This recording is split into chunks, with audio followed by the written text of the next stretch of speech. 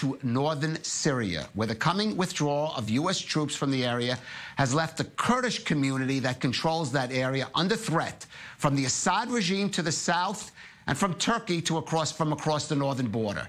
The Kurdish-led Syrian Democratic Forces has borne the brunt of the fighting there against Islamic State.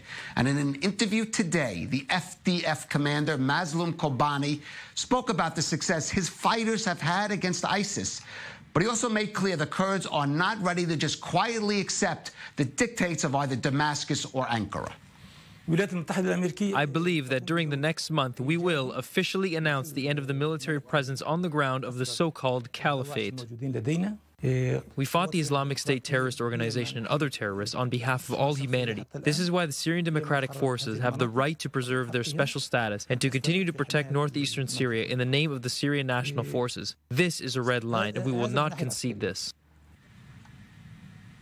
Well, joining us from Washington is Bilal Wahabi. He's a fellow at the Washington Institute for Near East Policy. And Bilal, let's start by looking at that comment by Kobani on he wants a special status accorded to those Kurdish, his forces, the other ones that have been involved in the fight against Islamic State. What exactly is he talking about? The parameters of what special status means is not clear, and obviously that won't be clear until negotiations take place between the Syrian Democratic Forces or the main arm of it, the YPG, and the Syrian regime on one hand, and it depends on the outside influencers such as the United States and Russia. But the bottom line there is that Syrian Kurds, whom the world actually did not know until the Syrian civil war, came to the international scene through their valor and their role in fighting ISIS. And of course, the United States held them as a partner in that fight because they proved themselves capable. Now they want to cash in on their sacrifices, both in blood and treasure. And as I mentioned, people did not know that the Syrian Kurds existed or they had any grievances. And now is the opportunity to have some sort of self-autonomy. Now, the other example, the other model to follow would be the KRG model. But perhaps the Syria example is different. And for them, it's a level of autonomy, definitely security of the areas that currently are under the control of the Syrian Democratic Forces, and perhaps more say in local governance and services. But they're not arguing for secession from Syria. The SDF is bound by the territorial integrity of Syria. So they want a deal in which Syrian Kurds, for the first time in the creation of Syria as a country, will have more political, cultural and economic rights Bilal, within Syria. I have to ask you how realistic that is. Unlike, say, in Iraq, in which there are still American forces, of course, the U.S. is pulling out of Syria. And again, in Syria, you have the Kurds there squeezed between the Assad government, regime in Damascus, and, of course, the Turks. So how realistic is even any kind of, perhaps, autonomy for the Kurds? On the one hand, they're cashing in on their ability, their organization, their military prowess. On the other, the counterpart, the Bashar Assad regime, despite regaining some power and some leverage, they're not the power that they used to be before the civil war.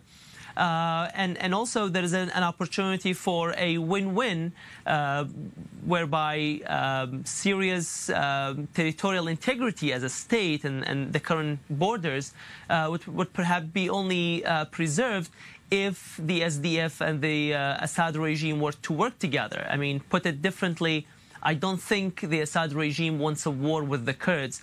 Definitely not a Kurdish force that is well-armed and well-trained and has had, training in the battlefield by fighting a fierce force such as ISIS. So I think it's in the interest of both sides for the Kurds to have more rights within Syria. And obviously, the Syrian Kurds also need the regime, to protect themselves against Turkey, a force that neither Bashar al-Assad regime is willing to fight or able to fight, nor are the SDF forces capable to fend them off on their own, as we saw last year in Afrin. But since you raised it, Bilal, do you believe that Turkey would accept the kind of arrangement you're speaking about, where those Kurdish forces are, in a sense, integrated within a sort of Syrian military structure, but still retain their weapons? So the Turkish view has not been stable. It has actually evolved. There was a time where the SDF and the YPG leaders were actually present in Ankara. They would speak in conferences in Ankara. That relationship wasn't always as bad as it is currently. And it went from good to bad. We also have another instance of Turkish relationship with another group of Kurds, and that's Iraqi Kurds, that was very bad until 2007, 2008, where basically Kurdistan and Iraqi Kurdistan and Turkish relations were very good, where, you know, Kurdistan is probably, for a while, was Turkey's second largest trade partner.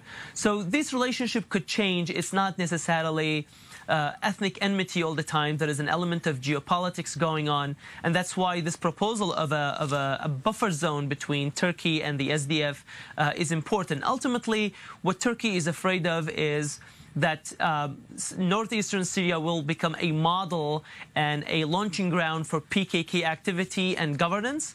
And as long as the Syrian Kurds prove that that is not a threat to Turkey, I think Turkey will go back to being more moderate about it. And that's why the buffer zone on one hand, the deal between SDF and Assad comes to play. They need to assuage those Turkish fears. Bilal, Kobani spoke very confidently about defeating Islamic State, and yet we just saw ISIS carrying out terrorist attacks inside Manbij, which is, of course, a Kurdish stronghold.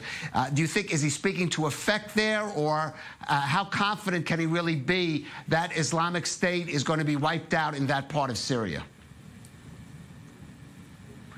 I mean, we need to distinguish between Islamic State as a group, as an insurgent and a terrorist organization, and as a caliphate. What General Mazloum was referring to is the end of the caliphate, a territory-holding organization where they can be governing a community or a portion of community. And that has come to an end in Iraq, and that's coming to an end in Syria. And I think the SDF have proven themselves, obviously, with the help of U.S. air power and intelligence and training, very capable of rolling them back. I mean, in 2017, the SDF, of course, with a lot of casualties, captured Raqqa, that was the capital of ISIS caliphate. So if Raqqa was taken, I think the last pockets of ISIS would be easier to take over.